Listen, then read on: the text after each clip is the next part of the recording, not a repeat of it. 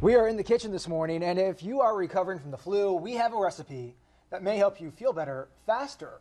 Mark Zadella is known as the Duke of Fork, and that makes his wife Loretta the Duchess. The Duchess of Fork.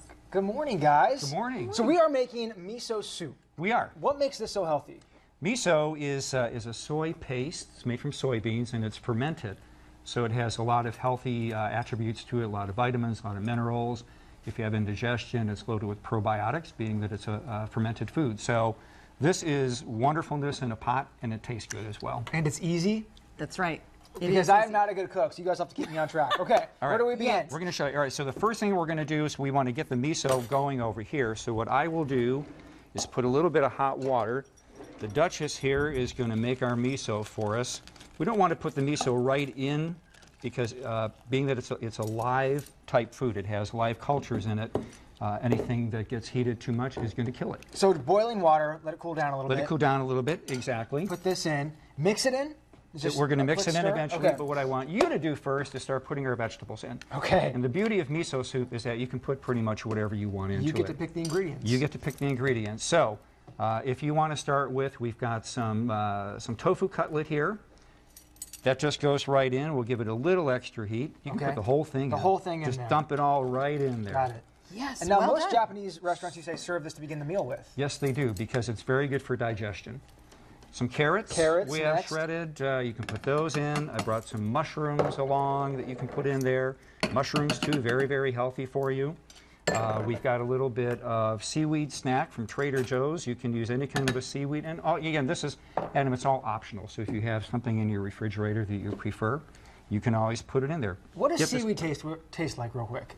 Seaweed, for those who might be a little nervous about seaweed. Should we pull one out and give it to I like it. It is. It's got a little earthy, oceany seaweed, seafood type flavor. It's pretty tasty. Yeah. Yeah, well. Yeah, Do you feel brave? A little bit. As you guys keep making, I'll try some. Exactly. Okay. All right.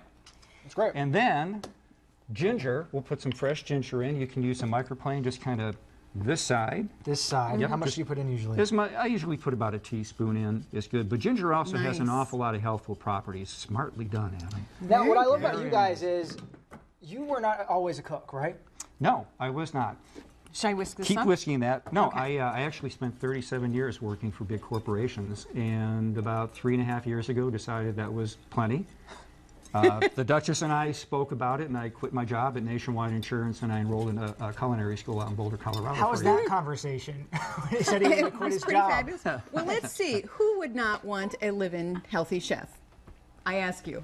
You have your own cook Here at we home. are. I do. That's right. That's That right. is But we share the duties That's at times right. as well. How's the miso looking? It's looking pretty good. So why don't you grab maybe the tamari sauce. Tamari is a gluten-free soy sauce. This that one, one okay. right there. Just put a little bit of splash of that in there. Adam, Just a how have little you bit. never had seaweed? I don't know. I suppose I maybe- should start trying it more often. Well, if you had miso soup and just a splash of sesame oil.